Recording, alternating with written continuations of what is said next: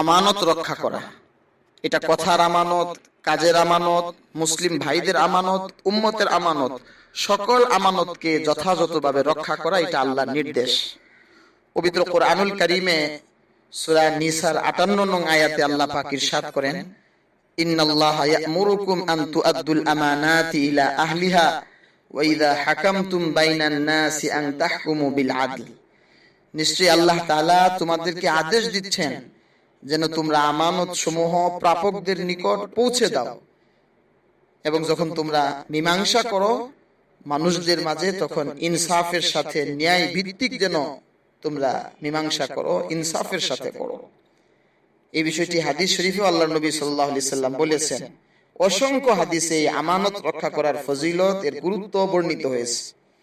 মুসনাদে আহমদ ও মুস্তাদরাকে হাকিম শরীফে একটি হাদিস রয়েছে, হযরত উবাদা ইবনে সামিত রাদিয়াল্লাহু তাআলা আনহু থেকে বর্ণনা, আন্না নবী সাল্লাল্লাহু আলাইহি ওয়াসাল্লাম قال ইজমানু লি সিত্তাম মিন আনফুসিকুম আজমান লাকুমুল জান্নাহ উসদুকু ইযা হাদাসতুম ওয়া আউফু ইযা ওয়া'আদতুম ওয়া আদ্দু ইযা তুমিনতুম ওয়াহফাজু ফুরুজাকুম ওয়া গুদ্দু আবসারাকুম ওয়া কুফফু আইদিয়াকুম।